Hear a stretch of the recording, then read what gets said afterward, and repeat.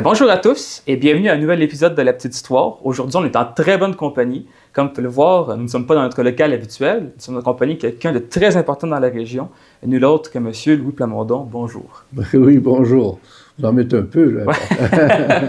Je mets de la pression déjà. Alors, vous êtes député de la région Nicolet, Richelieu, Bécancour, le nom, hein, la MRC de Bécancour, la MRC de Nicolet, la MRC de Sorel, et aussi des deux nations abénaquises, là. C'est pourquoi le nom porte en langue abénaquise Alnobac. Donc, on dit le comté de Bécancour, Nicolet, Sorel, Alnobac. OK. Un coup que ça change avec les années quand même. C'est nouveau de cette élection. OK, littéralement. C'est bon, c'est beau d'avoir une inclusion, une représentation exacte là, des nations autochtones dans la région aussi. Surtout qu'elles sont uniques, les deux nations abénaquises sont les seules en Amérique du Nord. Oui, oui. Ben, super. Écoutez, vous êtes le doyen. Je suis le doyen de la Chambre des communes. Oui, vous êtes le doyen de la Chambre des communes. Depuis le 3 avril de cette année. Donc, c'est votre combienième élection pour être... 13e. Votre 15e? 13e. Désolé. Si je gagne, 13e. ce sera un record aussi. Alors, OK. Le record du nombre d'années, du nombre d'élections consécutives et du nombre de jours consécutifs. Alors ça, c'était M. Herb Gray qui avait ça, député de l'Ontario, qui avait été là assez longtemps. Et là, on parle souvent de M. Laurier, qui a été premier ministre, mais lui a été battu 2 fois. Donc, son record de longévité n'est pas là. Mais il a été 42 ans. Mais là, après l'élection, si je gagne, eh bien, je vais l'avoir, je vais régler le cas. Là, on ne parlera plus de Laurier, le premier ministre, qui a fait 42 ans. Vous allez battre le seul Saint-Minois qui a eu du succès au final, c'est malheureux. Oui, c'est ça. Il vient de Saint-Rhin. Ah oui, il vient de votre coin, c'est vrai. Il était député de Québec, lui. Oui. Mais dans ce temps-là, il pouvait se présenter dans 2 comtés. Il n'y avait pas de limite, presque. Et puis, quand il perdait, il appelait le chef d'opposition. Je peux-tu être réélu automatique? Il disait oui. Alors, 3 heures après, il était réélu, mais un de ses députés devait démissionner, puis il prenait ce comté-là. Ah, OK. C'est arrivé 2 fois. Alors, ça allait bien, mais maintenant... On se bat à 5 partis, là. C'est plus difficile d'établir un record. Là. C'est ça, c'est plus un bipartisme. Il y a des vagues, des fois. Oui, oui, certaines couleurs, exact. La vague orange, là, on est resté 4. Oui, 4. À 10 jours de l'élection, je me rappelle, c'était Pâques, justement, on menait par près de 39 point quelque chose %. Et tout le monde nous donnait l'opposition officielle. Ouais. Mais 10 jours plus tard, Jack, tout le monde a sur Jack, puis toum, on est tombé à 4. On est tombé à 4, littéralement. Ouais. Comme quoi que les intentions de vote peuvent vraiment changer drastiquement. Dans les derniers 1000 des fois, mais là, la vague que l'on vit aujourd'hui rouge, elle a commencé avant l'élection. Et normalement, elle doit se faire gruger tout le long. Mais il n'y a rien qui colle à M. Carney. Il a beau avoir placé son argent dans les paradis fiscaux, il a beau avoir déménagé son entreprise à New York en décembre, juste quand M. Trump était élu à New York pour se protéger. Il a beau avoir dans son fonds, Berkshire, la moitié de son fonds est dans le pétrole. Puis aujourd'hui, il nous parle de mettre des pipelines partout. Ouais. Et puis, ça colle pas sur lui. Pourtant, il arrête quoi à se défendre ou à en parler, mais il parle le moins possible. Non, c'est ça. Fin de semaine, 2 fins de semaine, il joue au premier ministre, puis il ne vient pas en débat. Alors, il refuse le débat francophone, mais ça semble pas le toucher. Mais tranquillement, là, dans les derniers jours, je vois qu'il y en a qui réfléchissent, puis qui disent, qui va défendre les intérêts du Québec, parce qu'il parle toujours de l'automobile puis de pétrole. Mais nous, les forêts, c'est plus d'emplois que l'automobile. L'aéronautique, c'est important au Québec. On n'a pas entendu un mot de ça. Donc, si un groupe de députés du Bloc, eh bien, nous, on dit, avant de partir pour rencontrer M. Trump aux États-Unis, vous allez devoir tenir compte de ce que le Québec a comme particularité. Et c'est dans ce sens-là que les Québécois devraient maintenir, j'espère, un groupe de députés. Autrement, On va retomber dans le temps de Trudeau père, où on va piler sa constitution, on va piler sur toute demande du Québec. Je pense aussi au secteur de l'aluminium aussi. Oui, l'aluminium, beaucoup chez nous, c'est sacré parce que aussi, ça rentre aux États-Unis, mais beaucoup se transforme aux États-Unis, nous revient, donc on n'est pas... On payait du 25 pour rentrer, 25 pour sortir. Non, c'est ça. C'est un gros enjeu quand même. Et on sait que les États-Unis ont absolument besoin. Ils ont beau dire déménager l'usine, ou bien donc on va en partir une usine d'aluminium, ça prend 10 ans avant d'atteindre. Jamais qu'atteindra la qualité d'aluminium que nous avons ici dans le comté. Là. Alors ça aussi, là, c'est l'aluminium. Puis les pêches dans les pêches, particulièrement au Québec, c'est très important aussi en eau douce. Alors, là-dessus, il va falloir être très vigilant. Si on est élu, là, on va être très vigilant puis s'assurer que la place du Québec est dans le débat. Elle est incluse, exact. Ouais. Oui. Je voulais savoir, en fait, qu'est-ce qui vous a fait devenir souverainiste? Oh, j'étais jeune, de 14 ans, là, j'avais lu un livre, pourquoi il était fonctionnaire à Ottawa, puis il avait dit ça, qu'il faudrait faire la souveraineté pour le Québec. Okay. Il avait été expulsé du Parlement. Il a perdu ses jobs, puis il avait été expulsé complètement de sa fonction. Alors là, lui, il avait écrit le livre, je me rappelle, il y avait une feuille d'érable coupée en deux sur le petit livre. Pourquoi je suis séparatiste. C'est dans les premiers... J'avais lu ça, oui, c'était les premières fois qu'on avait, ça faisait du bruit, là, c'est l'idée de la souveraineté. Puis j'avais lu ça, puis j'avais été très impressionné. Puis, je sais pas, j'avais développé un sentiment de fierté d'être québécois. Et au lieu de se promener à tête basse, là, de se promener à tête haute, puis de dire oui, on est comme ça, puis peut-être que ce que le gouvernement fédéral fait sert mal le gouvernement. Et Duplessis avait un discours nationaliste. N'oubliez pas. Le premier geste d'indépendance du Québec, c'est Duplessis quand il a créé l'impôt provincial.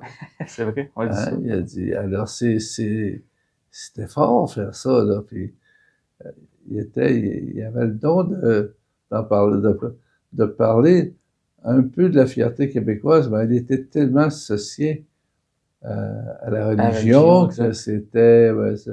avec le temps, ça portait moins son discours. C'était son clérico-nationalisme. Et le discours de René Lévesque, maître de Jean Lesage, ensuite, là, maître chez nous, c'était pas à peu près, là, tu sais, là, la nationalisation de l'électricité, puis contrôler nos richesses, puis il y avait beaucoup dans ce discours-là de fierté québécoise, là. Et ça, là-dessus, moi, j'admirais Jean Lesage de toute la Révolution, et il y avait à l'intérieur de son parti un amiral Lévesque, qui est lui qui a forcé la nationalisation de l'électricité. Et après cela, ben, j'avais ça au cœur depuis l'âge de 14-15 ans, là, tu sais, tout ce qui était, j'ai suivi ça tout le temps. Et je crois encore profondément qu'un jour, on va se tenir debout complètement, puis on va le faire, là. On n'a rien à gagner à rester là-bas. Puis moi, je le vois quand ils me disent, ouais, la langue, c'est bilingue, tout ça, c'est l'anglais puis la traduction simultanée, là-bas, le bilinguisme, tu sais, c'est pas plus que ça, là, tu sais. L'anglais l'est traduit. Alors, c'est pas... non, c'est des conceptions tout à fait différentes. Puis on voit l'Ouest canadien, puis nous, c'est deux mondes.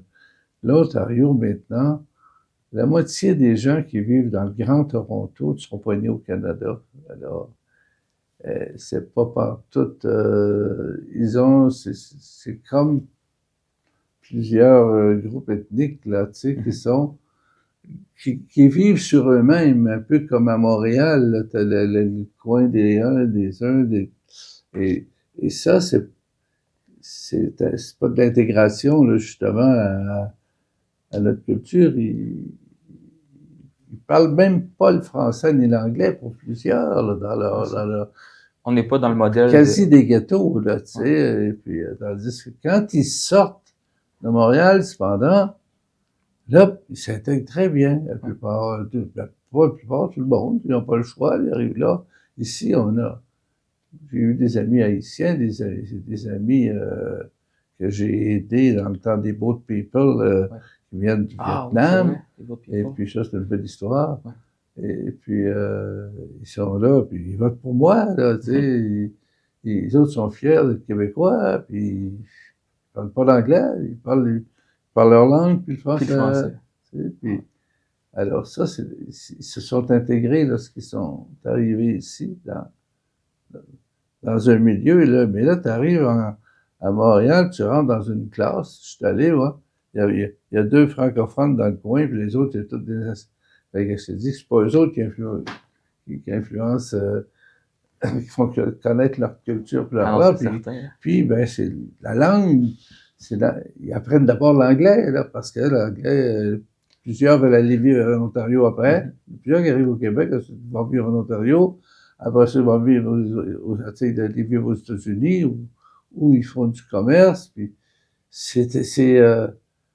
l'anglais, là, ils apprennent ça avant le français, quand ils arrivent ici, même si on met toutes sortes de conditions, parce que la masse est là, tu sais, à Montréal. Et puis, la Charte des droits nous empêche de leur dire, en arrivant, bonjour, vous en allez à Chicoutimi. Bonjour, vous en allez à Bécomo, où on manque de personnes. Mais non, ils ont cette charte, la Charte des droits, leur permet de rester où ils veulent. Tu sais. Concentrer là, c'est ça. Alors, c'est difficile.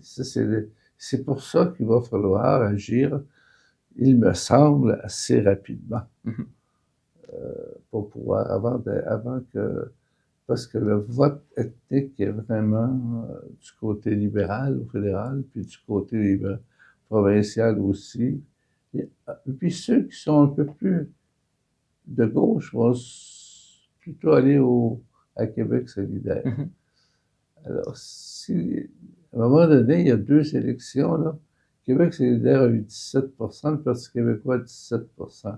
Additionner ça ensemble, ça fait 34%, ça fait un gouvernement majoritaire. Un gouvernement, exact. Et les deux se disent souverainistes, mais on sait qu'à l'intérieur de Québec solidaire, il y a à peu près 35% qui sont souverainistes. Le reste sont fédéralistes. Ça va tout NPD. Le NPD, c'est le parti le plus centralisateur qu'il n'y a pas à Ottawa. Oui. C'est les normes nationales. Hein, c'est les normes nationales en santé, normes nationales dans l'achat de médicaments, normes, par exemple, pour ce qui est des dents, là, l'assurance dentaire. Alors là, on a dit, nous autres, pourquoi ça existe pour les jeunes ici? Pourquoi vous ne transférez pas ça au Québec, là, cette partie-là? Ça ne coûtera rien. Ça va être des fonctionnaires, là, mais ça va être dans l'appareil existant. Non, ils ont donné ça à l'entreprise privée. Hein, je pense que c'est Canada Vie. Fait là, on a eu du trouble avec ça là, pour insérer les gens. Puis des millions d'administration que le gouvernement fédéral paye au lieu d'avoir transféré la partie au Québec. C'est son devoir. Dans la Constitution, c'est écrit le seul pouvoir du gouvernement fédéral en santé est de transférer les argents au provincial parce que c'est lui qui collecte. Hein. Dans nos impôts, transférer l'argent aux provinces. Si le gouvernement fédéral désire lancer un programme spécial en santé, il peut le faire, mais il doit transférer l'argent aux provinces qui le veulent. C'est clair et net. Je ne s'occupe pas de ça. Donc, c'est tout l'enjeu autour de ça. C'est ça. Il n'y a pas de... Tu ne vois pas comment on peut vivre dans un régime qui ne respecte même pas sa constitution. Qui à la base était censé être une confédération, mais au final, on est plus dans une fédération assez à tendance centralisatrice. Et n'oublions pas qu'au début, dans chacune des provinces, à l'exception de l'Ontario, où les francophones étaient majoritaires, parce que c'est beaucoup de francophones qui sont allés fonder dans l'Ouest canadien. Là. Si, dans les années 1920, à peu près, au total, on estime qu'1 million de Québécois est parti dans la Nouvelle-Angleterre ou dans l'Ouest. S'ils étaient restés, aujourd'hui, on serait 16 millions. Rien de moins, là. Alors, ça veut dire qu'on aurait encore presque la majorité, mais là, avec M. Trudeau, lui, c'est le dernier Trudeau-fils, Ouais. c'était un moyen. Les libéraux fédéraux, les deux Trudeau, c'était de faire du Québec une minorité comme les autres. Ça met Et fin ça, c'est l'histoire des deux peuples fondateurs. C'est ça, le biculturalisme, là, ça n'existait pas pour eux. qui disparaît. Et là, en augmentant la population en fou, comme tu voulais faire jusqu'à 50 millions rapidement, là, eh bien, le pourcentage de francophones diminuait à 18 17, 15%, et devenait vraiment une minorité parmi les autres minorités comme les autres, donc aucun droit spécial. C'était la façon de pression de faire disparaître le Québec. Et au moins ses revendications. Du moins, c'est ça. Quelle a été votre élection la plus palpitante, je peux dire, l'élection qui a été la plus marquante pour vous dans le comté? Dans le fond, c'est toujours la première, hein, c'est vrai palpitant. Mais il y en a eu une autre, c'est celle de 93, parce que là, j'avais fait un choix de quitter et de fonder un parti. C'est ça. Il fallait faire sanctionner ce choix-là par la population. Alors, j'avais eu 69% du vote en 88 et j'ai eu 68% en 93. Quand même, ça s'est bien maintenu. C'était pas pire. Ils ont bien sanctionné le monde. Il avait donc sanctionné mon choix. Wow. Et ça a été les deux les plus emballantes. Okay. Ensuite, après ça, ça devient un peu traditionnel, mais il y a eu des élections surprises, celle de la vague orange, qui était incompréhensible, puisque 27 députés avaient été élus sans mettre les pieds dans le comté. Ouais. C'est incroyable. Ouais, heureusement, c'était des universitaires pour la plupart, donc il y avait une capacité d'apprendre.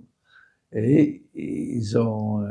et en arrivant, il y a eu la grève des postes, et là, il y a eu pendant 3 jours, 24 heures, ça siégeait, que le NPD voulait pas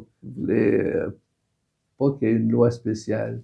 Et là, donc, ils ont pu pratiquer en chambre là, les discours et tout ça. Oh, et ils ont eu donc une bonne dose de ce que c'était, là. Ensuite, le travail en comité, tout ça. Ils ont pris. Et même, je dirais qu'il était assez bon. Et moi, je leur disais, on n'était pas nombreux, on était 4. Vous oubliez le Québec, ils disaient toujours « Les Canadiens et les Canadiennes désirent ». J'ai dit « Vous allez payer cher pour ça ». Puis j'ai dit, quand il y a eu le programme Muscraft à Terre-Neuve, c'est pour l'électricité, puis que le Canada décide d'endosser 7 milliards, là, nous, on s'opposait parce qu'on disait « Vous n'avez rien donné au Québec ».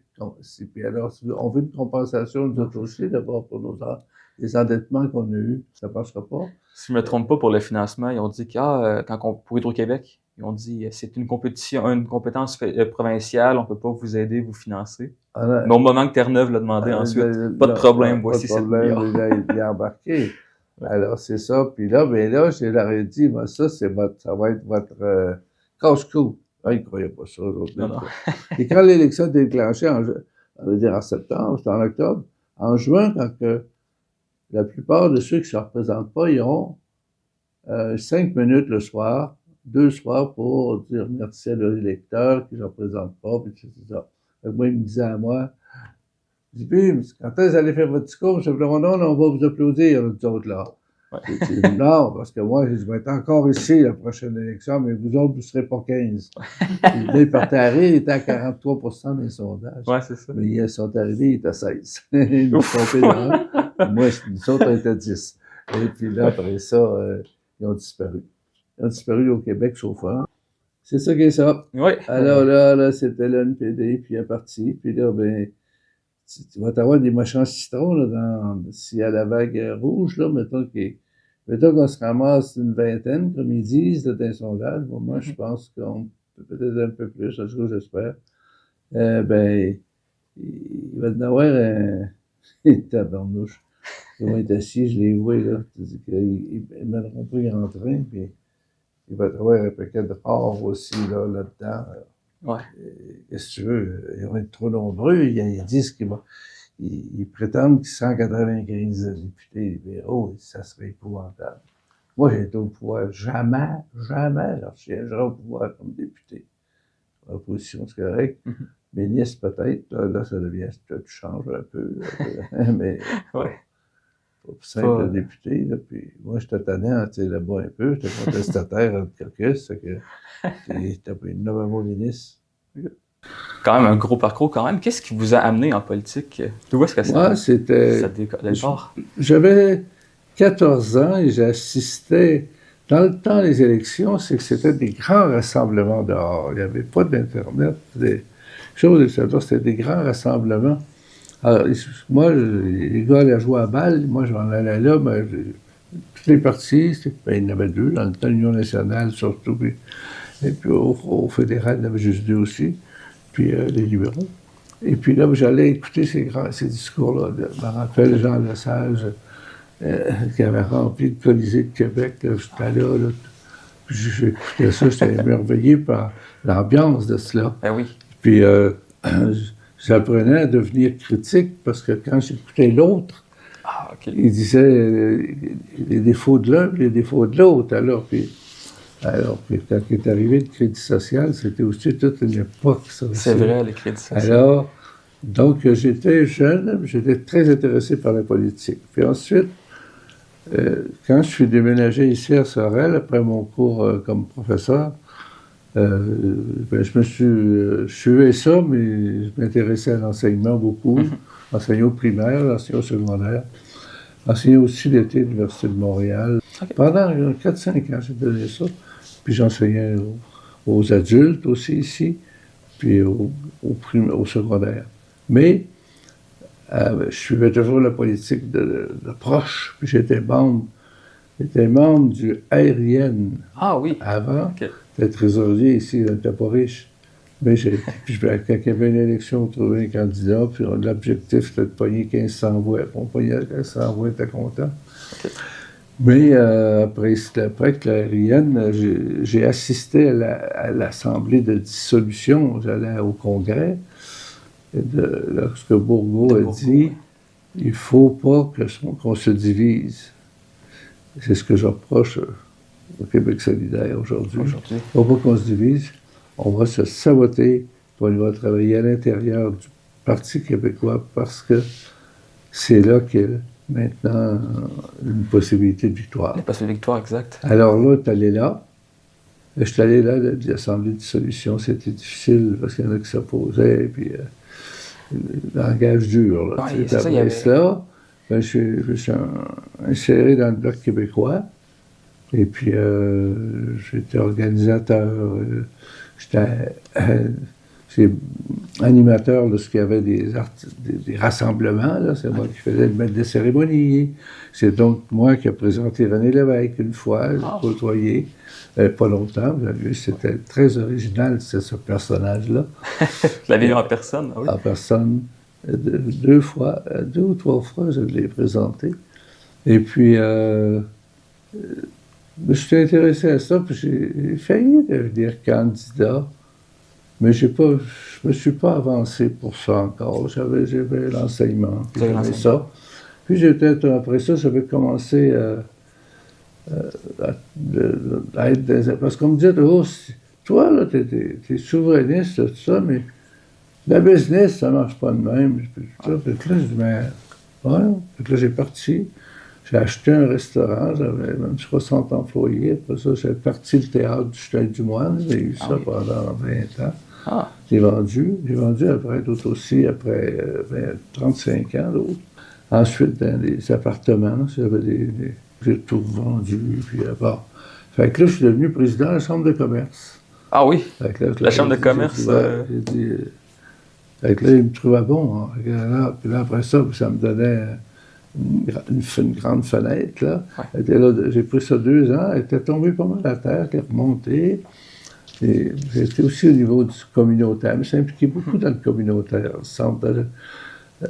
Le centre communautaire de Notre-Dame, là, il voulait jeter cette école-là à terre. Je me suis opposé. On a pris cette maison-là, puis dans chacune des classes, les associations communautaires qui voulaient s'installer dedans et payaient un loyer minime de 100 pièces par mois, ce qui nous faisait assez. Puis c'était des bénévoles pendant 2 ans qui étaient à l'accueil, au téléphone. Une fois, c'était un monsieur qui venait 2 jours, l'autre fois 3 jours, tout ça, pour renseigner les gens. Et la fin de semaine, ben, j'achetais de la peinture, puis je trouvais des bénévoles, bon, peinturer les calorifères, puis on peinturer les fenêtres, on a gardé, puis le centre existe encore, alors. Ah oui, okay. Donc, je me suis impliqué beaucoup dans le communautaire. Je suis le conseil d'administration d'Hôtel-Dieu, un des fondateurs du Club Optimiste. Okay. J'étais dans le Club Lyon, j'étais dans le Chevalier de Colomb, à peu près tout ce qui existe de mouvement de développement social dans le temps. Oui. Alors, j'avais une visibilité assez grande, si bien qu'à un moment donné, on a cogné à la porte de chez moi, 4 personnes, en 84. Puis j'avais été surtout, moi, en politique, choqué par le rapatriement de la Constitution en 82 sans le consentement du Québec. Jamais on n'aurait fait ça sans le consentement de l'Ontario. Et nous, par cause de nos particularités que René Lévesque voulait inscrire dans la Constitution, ils nous ont joué le coup des longs couteaux, là, toute la nuit, ils sont Chrétien a fait le tour des autres premiers ministres, puis on s'y a une entente, les 8, là, puis alors on s'est retrouvés avec la grande surprise le lendemain matin. Ce rapatriement de la Constitution sans le Québec, et surtout la promesse de Trudeau, nous allons donner nos sièges, nous mettons nos sièges en jeu, que nous allons satisfaire à l'intérieur de cette Constitution-là les attentes du Québec. Il a dit ça là, devant une aréna pleine. Puis après, il nous envoie au diable. Alors là, moi, ça m'avait choqué bien dur. Et lorsque Lucien Bouchard, c'est après ça, c'est quand que Mulroney a fait le discours à ce style du retour du Québec dans l'honneur et l'enthousiasme. Ça avait été écrit par Lucien Bouchard, dans l'honneur. Mais lui, il a ajouté « et l'enthousiasme », Mulroney. Et puis, quand j'ai entendu le discours de René Lévesque en parlant d'un beau risque, le risque de voter progressiste, conservateur, pas conservateur. C'était un parti de centre-droite, tandis qu'aujourd'hui, les conservateurs, c'est la droite, la droite, puis même la droite religieuse. Justement, vous faisiez partie du Parti progressiste conservateur, qui après ça a cessé d'exister avec une alliance avec Alliance Canada. Ce parti-là a disparu, oui, lorsqu'il s'est peut-être associé avec Alliance Canada. Il restait quelques députés conservateurs. D'abord, ils ont été éliminés, les progressistes conservateurs, il restait 2. Et puis là, Charest, à l'autre élection, il avait réussi à faire élire dans l'Est quelques députés. Puis, alors là, c'est là que lui s'est en allé à Québec libéral. Ça avait choqué beaucoup de conservateurs. Puis là, le nouveau chef il avait fait un lien avec l'Alliance pour faire un seul parti, mais il l'a appelé conservateur. Il a enlevé le mot progressiste. Et au fond, c'était le parti de Manning. C'est Manning qui avait battu les conservateurs, le Reform Party. Nous autres, on les avait battus, les conservateurs au Québec, puis les autres, Reform, il y avait eu 52 députés, et nous, 54.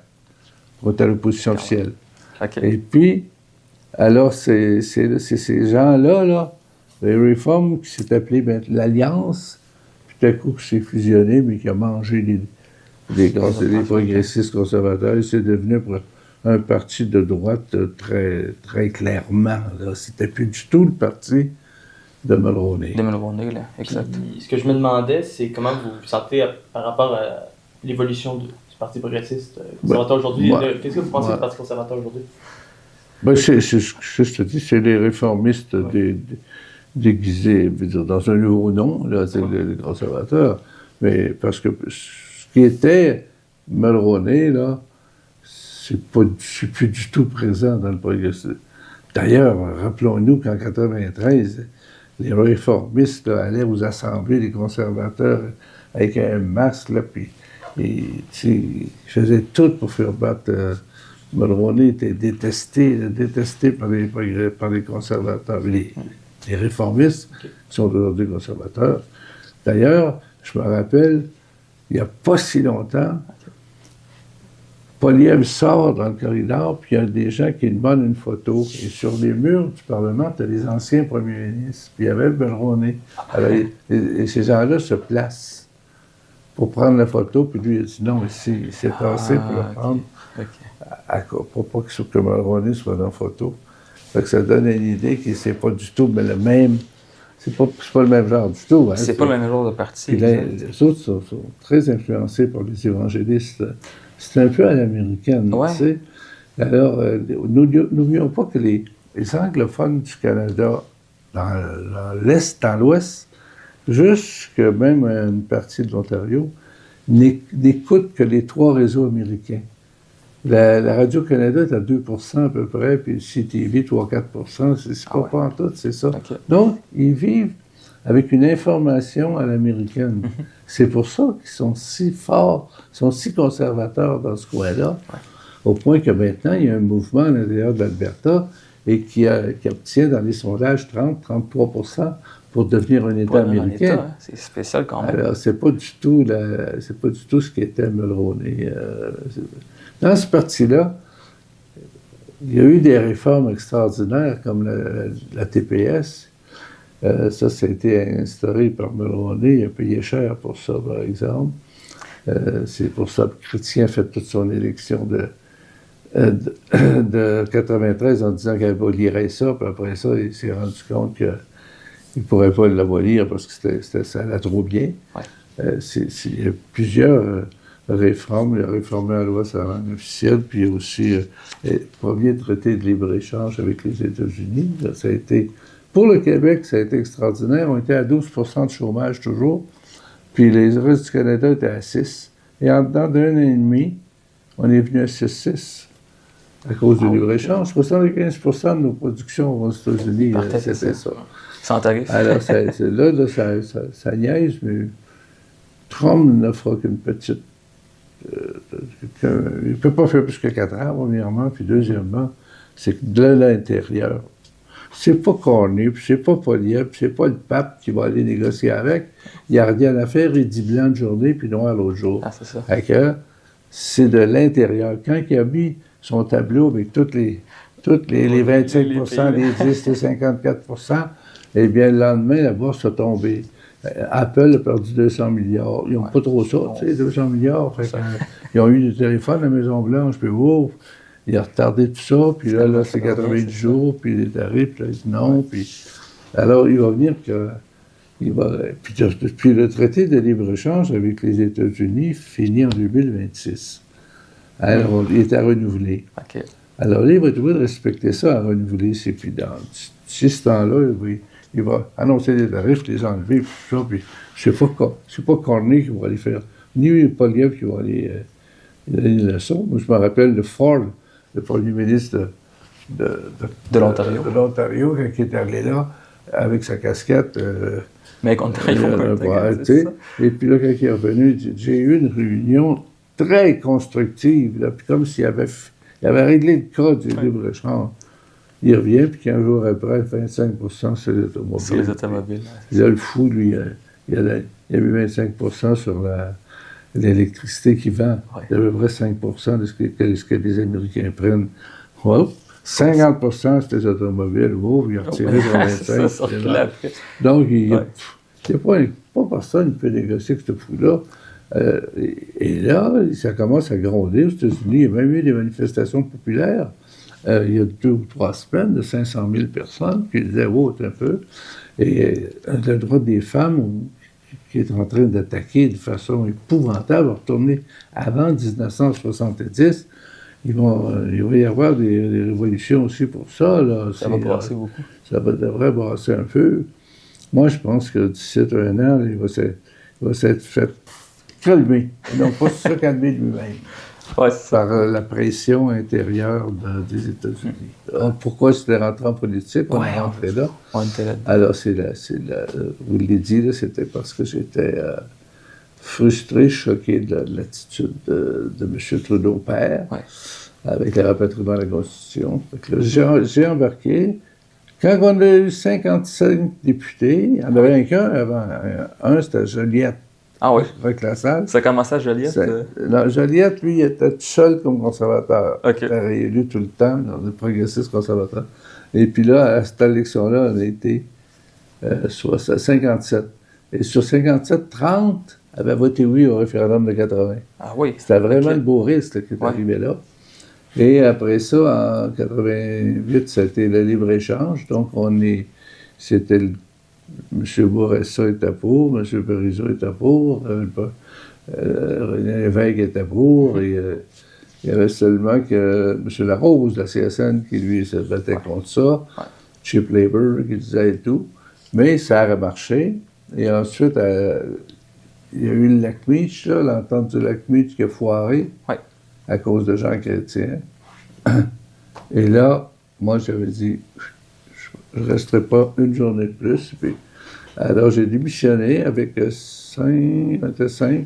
Puis, il y a 2 libéraux qui n'aimaient pas, en même temps, Chrétien, cette fin de semaine-là, a été élu chef du Parti libéral. OK. Jean Labienne. En même temps, quand même. Avec un député de Hall, ça s'appelait Hall Elmer dans le temps, Pochelot. Alors, il a été. Eux autres ont été élus, puis on sacré le camp. Tout de suite, ils ont démissionné quand Chrétien était. Puis, il y a eu une élection partielle au mois d'août. M. Malépard, qui était très populaire, est décédé malheureusement, mais il était un député libéral. Donc, c'est là qu'on a convaincu, Lucien Bouchard a convaincu le CEP de se présenter. On a passé que 57 ou 67% du vote avec un indépendant souverainiste. C'est ça qui était sur le bulletin, il n'y a pas de parti. Et c'est pendant cette élection-là que le nom Bloc québécois a sorti pour regrouper les gens. Parce que ça faisait référence à Bloc populaire, qui avait déjà été un parti souverainiste des années 40. Les années 40, là, à peu près, alors, avec... on trouvait que ça se l'a bien. Et puis, on a fondé... Là, il fallait fonder le parti, là. Tu sais. Mais là, parmi les députés, il n'y a pas un qui voulait prendre ça en main. Il n'y avait pas de scène, là, tu sais. Non, c'est ça, c'est un nouveau parti. On fait payer 50 pièces. Des délégués de chacun des comtés, il fallait les trouver. Alors, par les lettres de félicitations qu'on recevait, on m'appelait, puis il était capable de former un petit noyau là, de personnes pour commencer le mouvement. Ça fait que on a donc fondé le parti. Et à notre surprise, c'est l'attention qu'il y a eu sur cette fondation-là, si bien que l'ambassadeur des États-Unis est venu, l'ambassadeur de France, 4-5 ambassadeurs. On ne sait plus comment recevoir ça trop, là. Puis là, tous les réseaux anglophones étaient là, les réseaux francophones. Et ça s'est tellement bien déroulé. Puis Bouchard était un orateur extraordinaire, Lucien. Oui. Il a fait un beau discours. On a fait accepter notre constitution de parti, nos règlements. Il y avait un différent dans le groupe. On ne voulait pas être membre. Il dit, faut pas. Ça prend des membres. Puis l'autre, il disait, Pierre, il dit, non, c'est beaucoup d'ouvrages dont on est là temporairement, c'est supposé. Puis là, donc, on s'est entendu sur des membres sympathisants qu'on les appellerait, et que lorsqu'ils prendraient sur leur carte, ils seraient membres à vie. OK. Fait qu'il y en a eu 100 000, ça l'avait. Oui, quand même. Puis, en fait, compte, on a fondé le Bloc avec un grand succès, puis là, ça courait les gens pour devenir candidats, si bien qu'on a eu des assemblées de 1000 personnes, des assemblées de 800, des places pour choisir le candidat. Ça y allait, là. C'est énorme. Et puis, on a réussi à former l'opposition officielle à la première élection. Ouais. Mais on a été indépendants de juin 90 jusqu'à 93. On était députés indépendants. Oui, c'est moins. Puis il acceptait cependant que quand on se levait en chambre, de mettre en dessous le Bloc québécois maintenant. Mais pas le reconnaître en chambre, ça en prend 12. Ça en prend au moins 12, c'est ça. Fait que là, on a vécu avec ça dans le rideau. Quand t'es dans le rideau, en arrière, là. Et puis, le droit de parole de temps en temps, tu sais. Mais on réussit à faire des bons petits punchs, fait que ça a marché. Ah ouais. Et là, après ça, la grande question, après la défaite du référendum, qui est de dire, on devrait plus appeler le vol du référendum, ils ont dépensé 45 millions, la loi disait 4 millions pour le non, 4 millions pour le oui.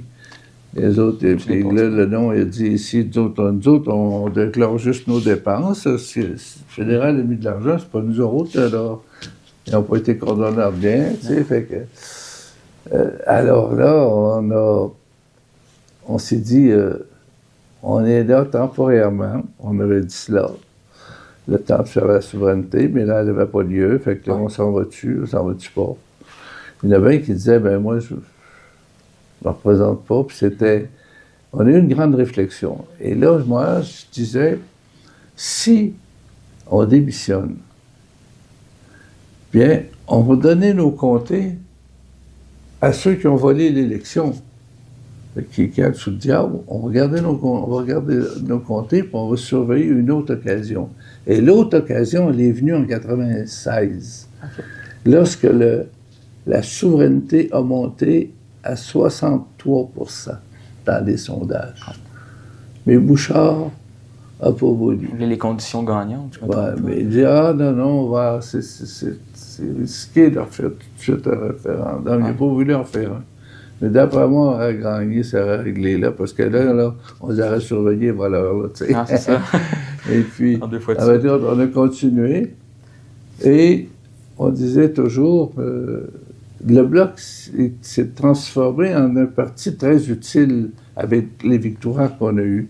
Par exemple, le transfert de la main-d'œuvre. Il y en avait. On formait la main-d'œuvre au fédéral, on formait la main-d'œuvre au provincial.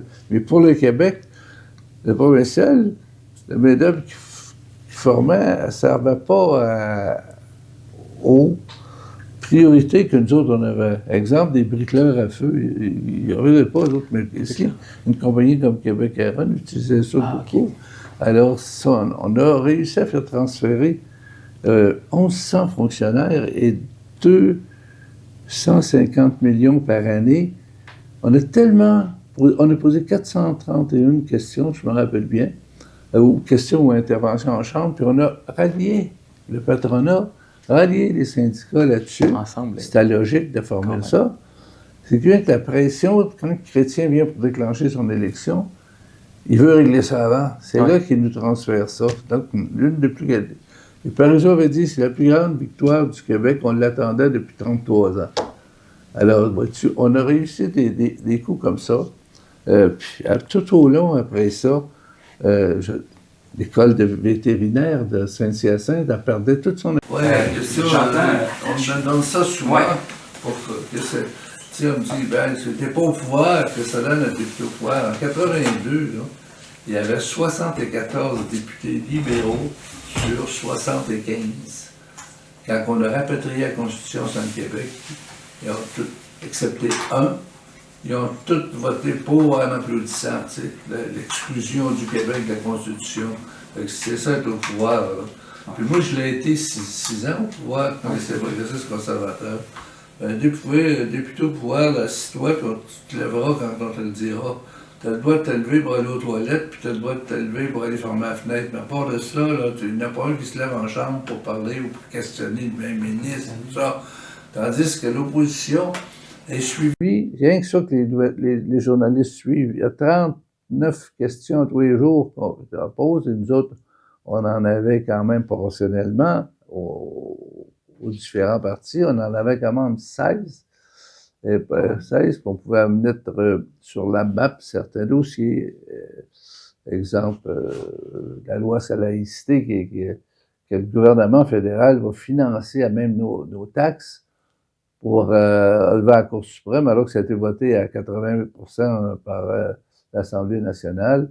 Là, non, on a pu mettre au mur le gouvernement. Il s'est quand même entêté à le faire, puis s'est entêté à le faire aussi, là, tu sais, il nous sort toujours la Charte des droits et libertés, mais moi, la Charte des droits et libertés, oui, mais ça sert surtout les droits individuels, mais il y a des droits collectifs qui existent de sauver la langue française, des droits collectifs que que le Québec représente les francophones en la grande majorité, ben, ont des droits aussi, alors c'est de s'exprimer à leur manière. Puis ça, c'est ça qui est pour ça que la clause non-obstant est dans la Constitution. Elle a été utilisée par M. Ford dans le conflit avec le scolaire. Il y a dernièrement, il n'y a jamais eu quelqu'un qui a parlé de ça à Ottawa chez les anglophones, puis elle a été étudiée en Saskatchewan. Il n'y a jamais eu de protestation.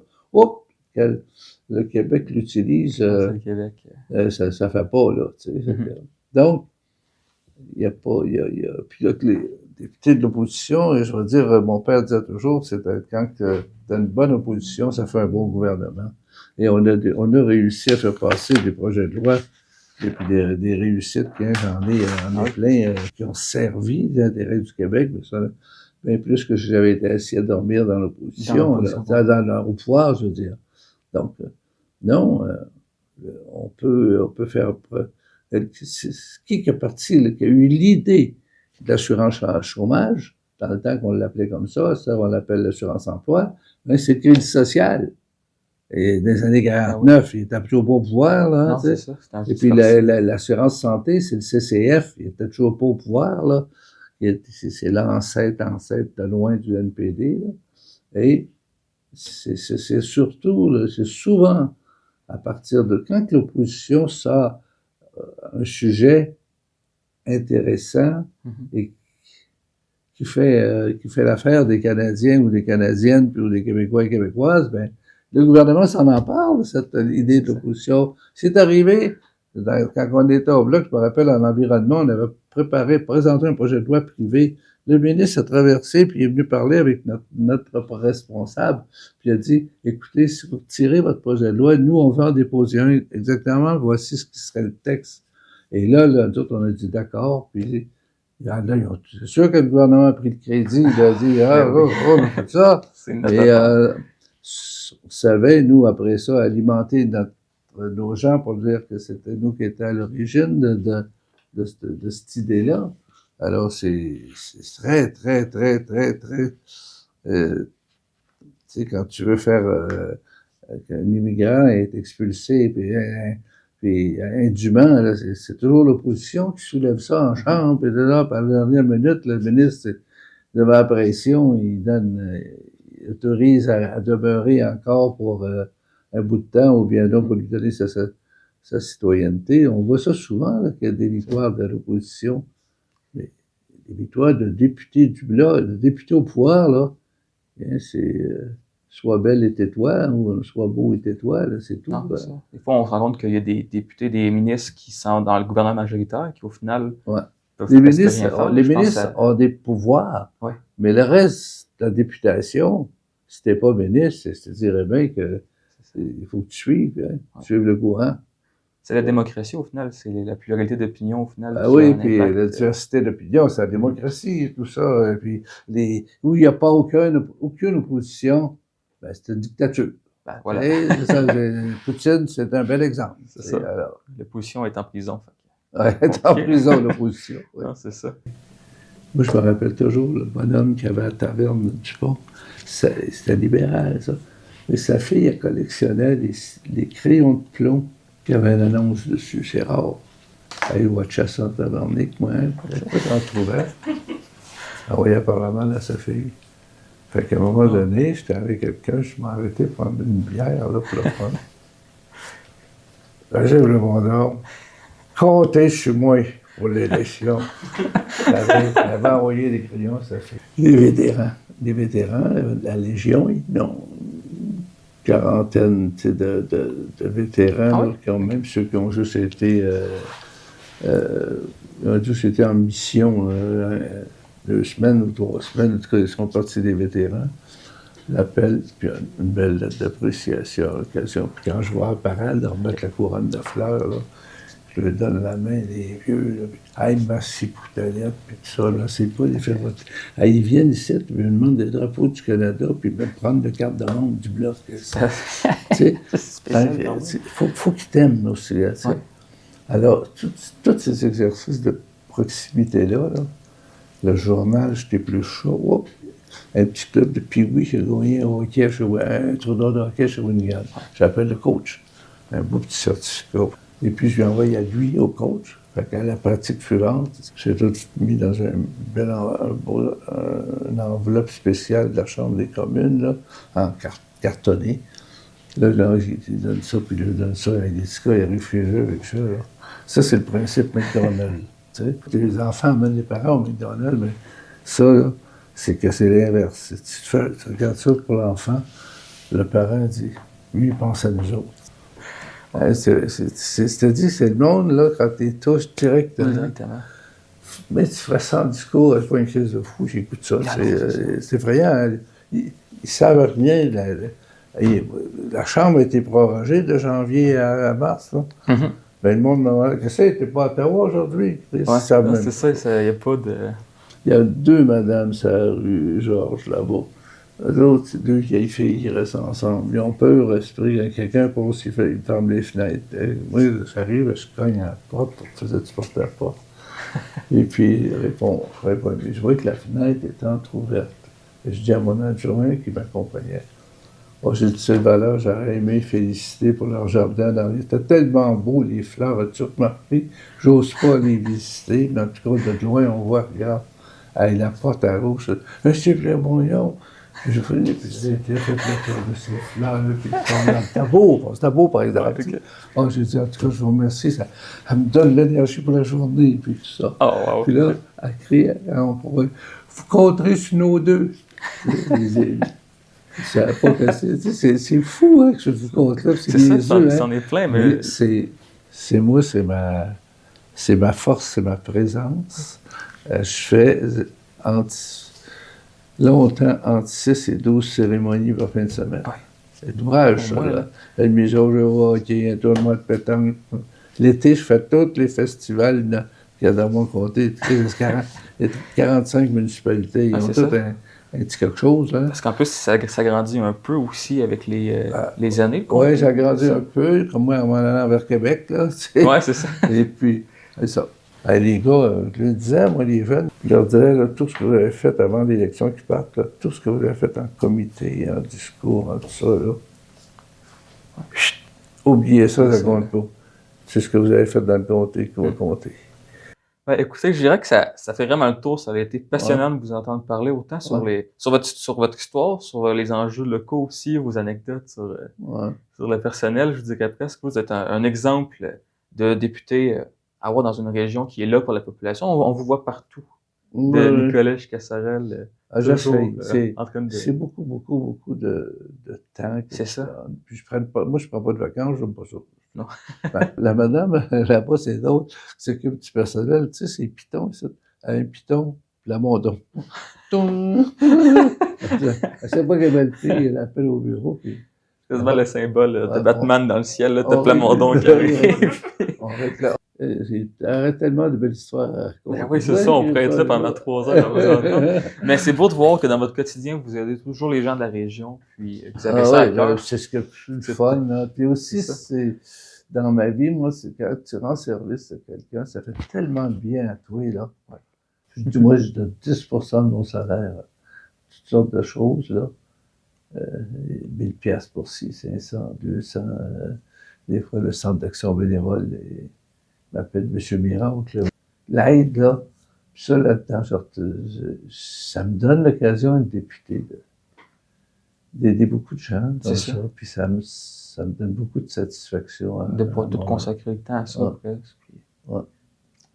C'est beau. C'est vraiment beau. Ben, merci beaucoup, vraiment, pour l'invitation. Oui. Ça a été un grand plaisir. Puis moi aussi, là, au Sac d'Or,